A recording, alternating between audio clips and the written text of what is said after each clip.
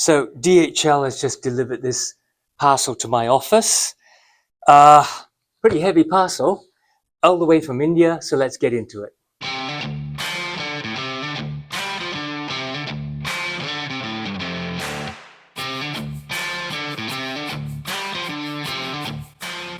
How you going? Welcome back to Bootlosophy, and if we haven't met yet here on this channel, my name is Teg. I acknowledge the traditional custodians of the Perth area on which I'm filming, the Whadjuk people of the Noongar Nation. Now, this box arrived at my office. I've been waiting for it for a while, and DHL sort of flipped it backwards and forwards towards different addresses, and then finally they contacted me and I gave them this address. So this is in fact from Craft&Glory, a brand which makes their boots in India. And what's actually quite exceptional about it is that almost all of their boots use buffalo leather. And I don't mean American buffalo. I don't mean the bison. This is the Asian water buffalo. It's actually a super thick, dense kind of leather, so creates some really interesting footwear. Now, this one is part of their new Gurkha collection. And before I open it, obviously later on I'll give you a full review of the boots, and then in a couple of years, or 1 or 2 years, depending on how often I've worn it, I'll give you a how it's worn review. But let me first give you an indication of what Gurkha is all about. Now, anybody in the context of British education, whether you're from the UK or from one of the old Commonwealth countries, you will know of the Gurkhas. This is a really famous band of people from Nepal who at one time were mercenaries to the British Empire. And the Gurkha regiments are famous for their bravery and skill in combat. And in fact, I do believe that as a regiment, they have the highest number of Victoria Crosses. Now, for you Americans, that's the Congressional Medal of Honor, the highest award available in military wartime and exploit. And in fact, some recent Victoria Crosses were awarded to Gurkhas in Afghanistan. Go look it up. So that's the Gurkha collection. Let's take a look at what Craft&Glory have produced. Okay, so let's get this open. It's well wrapped in plastic. So I think this is going to be a case of, I don't know where to cut, so I'm just going to cut everything. And just try and tear it apart. I find that most boot brands out of Asia will cover their shipment boxes in plastic, like the Bandung people do that all the time, as does Craft&Glory. So let's get this off. Shipping box inside the waterproof plastic. I mean, hell, this is as safe as the Bank of England. And then, oh my goodness, guess what, people? Let me just lift it. How's that for presentation? Yes, if it looks like a wooden box, it is a wooden box. That's not fake cardboard or plastic. Burnt into the wooden box are the crossed kukris, the famous Gurkha fighting knives. Gurkha, a legacy of unyielding courage by Craft&Glory. Now, how about that for presentation? Let me just admire it and lust over it for a while. This is clearly one boot box that's not going in the rubbish bin. All right, let's open this. Ta-da! And then included in it is a booklet with Gurkhas and Gurkhas in their World War I trench fighting uniform. Yes, they were in World War I in France and Flanders. A little write-up about the Gurkhas and their being legendary warriors and so on. Wonderful. 2 sets of laces, so I'm not sure what's on the boot itself, but this yellow work boot Timberland type thing, and a similar nylon material in dark brown. We've got here, what is this? Wrapped in some typical Craft and Glory beautifully printed paper. Oh, I don't dare to. Here we go. So veg tan inserts for the insole. They're marked 8, which is interesting because I ordered UK 7.5, which may well be a US 8 with a half size down. And then, as usual, with Craft and Glory, you get a tote bag, which is used as a boot bag. I've got one of these from my hike boot. Then more tissue paper. Oh, goodness gracious, here we are. Okay, so there are no laces on there, so one of these will go on there. Although I must say, I think I would prefer using maybe Parkhurst's flat cotton laces on these, or perhaps even leather ones. Gusseted tongue. Let's get both boots out and we can talk about them. Oh, something else dropped. What is this? Oh, little leather pouch with crossed kukris from the Gurkha regiment. This is sensational.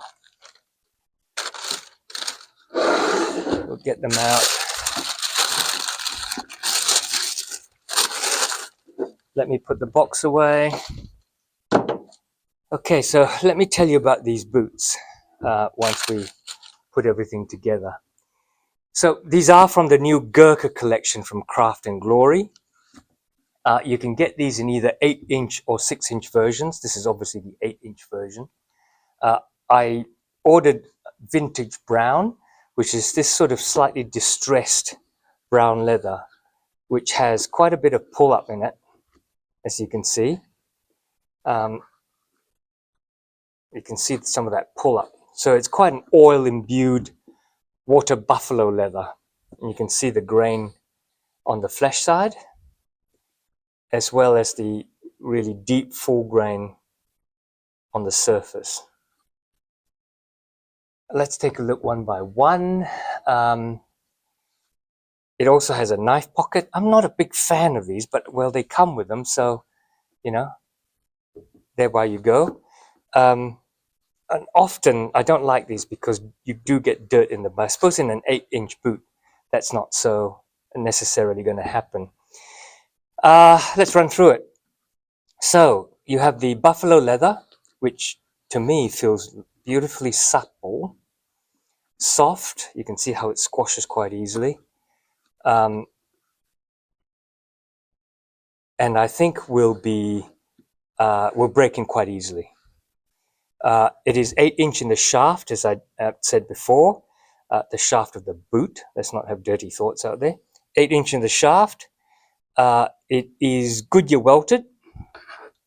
Yes, it is 270-degree Goodyear welted, so it starts there and stops there. There is the welt. You can see it's a slightly darker color. And then below that is a leather midsole. Full veg tan welt and midsole, and the insole is also full veg tan, which you can see in there nailed in. And apart from these veg tan leather inserts, they also give you a leather-backed foam insert. Pretty useful, swapping these back and forth depending on how snug the boot is. Let me just put that back in there. The stitching on the welt is quite clean. It's reasonable. I mean, it's not, I wouldn't have said it was consistent, but it's clean and reasonable. There's quadruple stitching on the toe cap. I don't think that is a real toe cap. I think the vamp stops there and then the toe cap is stitched on just from the feel of it. I understand the toe puff is veg tan, but I will check on that, and when in the full review, when I bring it to you in a month or so, I'll let you know. Definitely the heel counter is veg tan. It's a single piece backstay, very boondocker style, coming up the top there.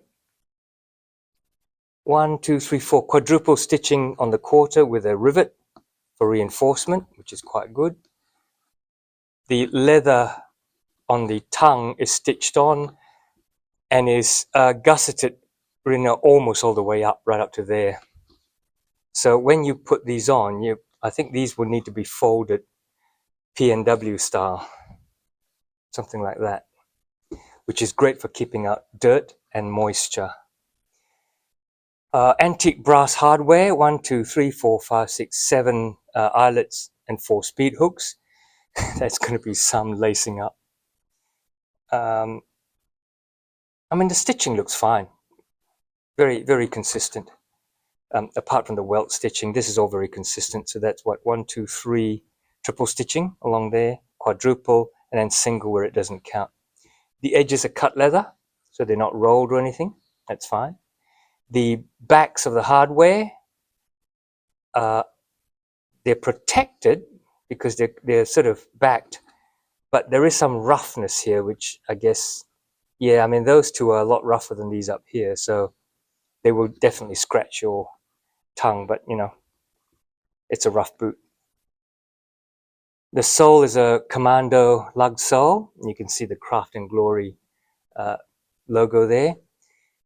It's definitely proprietary. It doesn't feel as crisply cut as, say, a Vibram or something like that. Reasonably soft compound. I mean, I can feel the lug sort of shift a little bit, being elastic, but not as, unlike a Vibram, which is very, very hard. So this might wear a bit faster. We'll see. The stitching, the Goodyear welt stitching, goes up and down the lugs because the lugs go all the way to the edge. It's not an inset. But you can see that there are no gaps in the stitching. It goes up and down, very cleanly. In some cases, including P&W boots, they just go, and then sometimes you'll find stitching that's sort of in the air. Very grippy sole, I think. Looking at the other boot, again, the welt stitching is clean, a little bit more consistent than the other one, I think, in terms of stitches per inch. Again, very clean and consistent stitching on all the leather pieces. Same sort of result in the backing of the hardware. It's a little bit scratchy, but it looks good. Quite tough. Stitching underneath, again, similar, good quality, goes up and down rather than across. There is a steel shank, which stops this sort of gap from collapsing and gives you a little bit of arch support. And it also stops too much lateral shifting when you're walking on rough ground. Well, that's terrific. Let's put them on and see how they fit.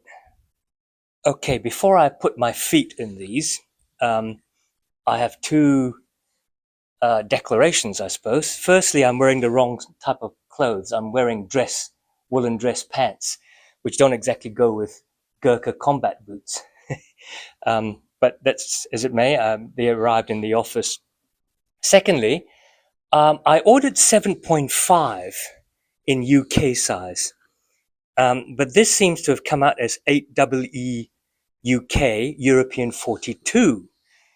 Now, the confirmation order I received did say that it was size 8, but the accompanying email said, "Don't worry about it. I made a mistake. Ignore the 8." But it is an 8. I mean, clearly, can you see it says 8 there? And that is why I've got the foam inserts inside and I've left out the leather inserts, just in case I need 2 sets of inserts. We'll see. Let's put my feet in. I'm wearing boot socks as well.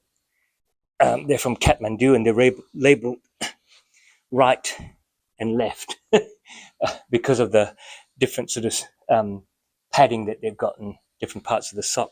Oh, actually, I slipped my foot in without saying anything, but the size is correct. Okay, don't panic. I initially thought it might be too big.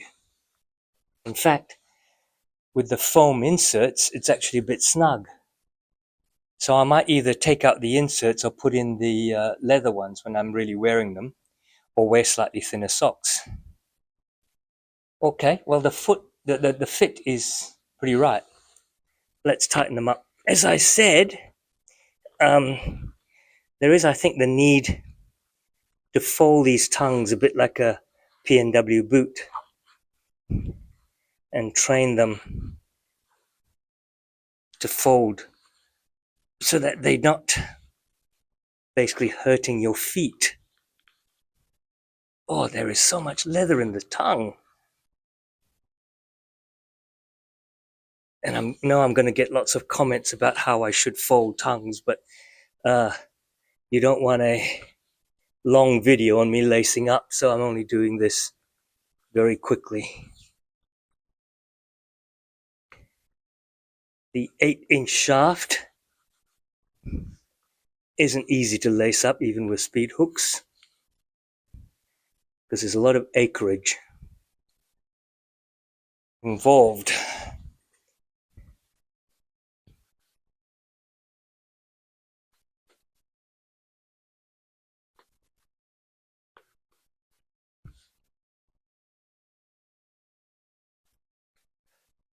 Talk amongst yourselves while I struggle with this.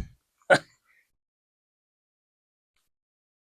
think these are the sorts of boots that you put on in the morning and you don't take off until you're actually in bed.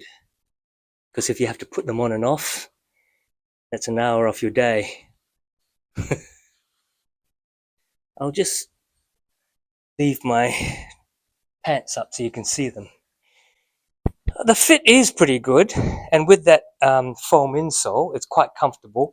But yeah, having stood up in them, despite them being size UK 8 when I'm a UK 7, they are a good fit. What I did when I ordered was I said to them, I'm usually a UK 7.5, but just in case, because I got caught with their Craft and Glory hike boots by saying, don't worry, I'm a 7.5, just give it to me. And it was actually quite big. So this time I gave them measurements. And they said, no, I think you're right, you're probably 7.5. So when these came as an 8, I got a bit worried. But no, they fit really well. The tip of my toe is just there. So again, there's a good thumb's width. Very hard to feel it because that's super tough. That's really a tough toe cap. It's reinforced, I'm pretty sure, with veg tan leather. That's hard and solid. It's almost a composite toe. Where was I? Sizing, yes. So if you're worried about this sizing, UK 7.5 is 8.5 in the US. Frankly, I think I'd ask them for advice. Tell them what boots you normally wear, what size. Get your measurements, length and width. Send that to them and ask them what they recommend. So I'm confused. The 7.5 in the hike boots was too big. The 8 in these boots is perfect. I'm using the foam insole, so it's comfortable underfoot. Little bit tight on the knuckle, where I usually get a hot spot if the last isn't wide enough. So I might swap the foam insole for one of these thin leather ones. They're not particularly thick. And I'll see how that feels. I mean, there's something to be said about the comfort of foam insoles, but there's also something to be said about not having your feet hurt because the boot is too snug. Gosh, I can feel these are really built well, They are super thick. I believe they're hand crafted, and by that I mean largely human hands, as opposed to human hands guiding them through machines. A lot of the stitching, I understand, particularly through the welt, is hand stitched.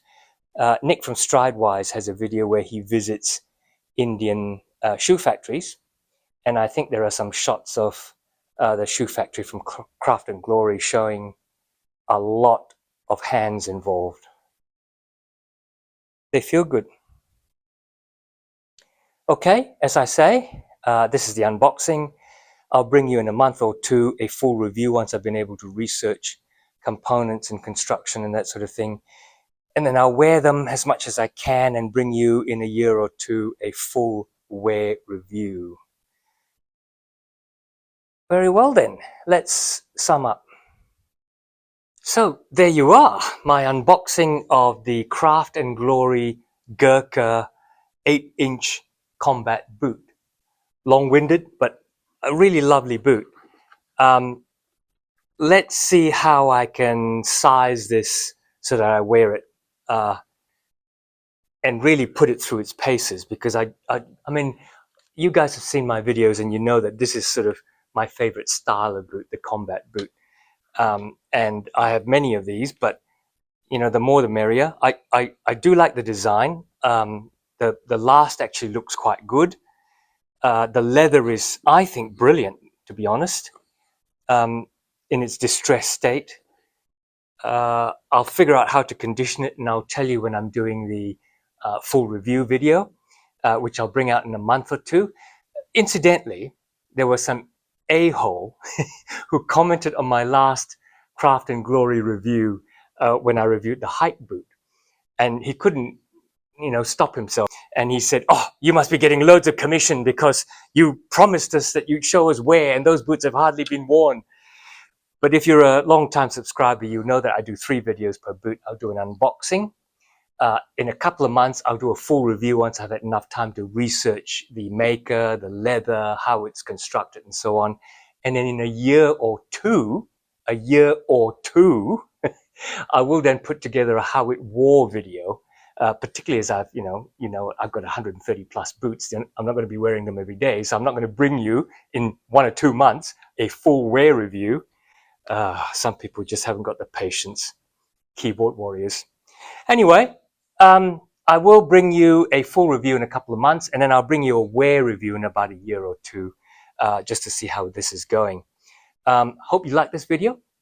And if you're not subscribed, I think you should consider subscribing so you can watch all 3 videos. And take care out there, and I'll see you soon.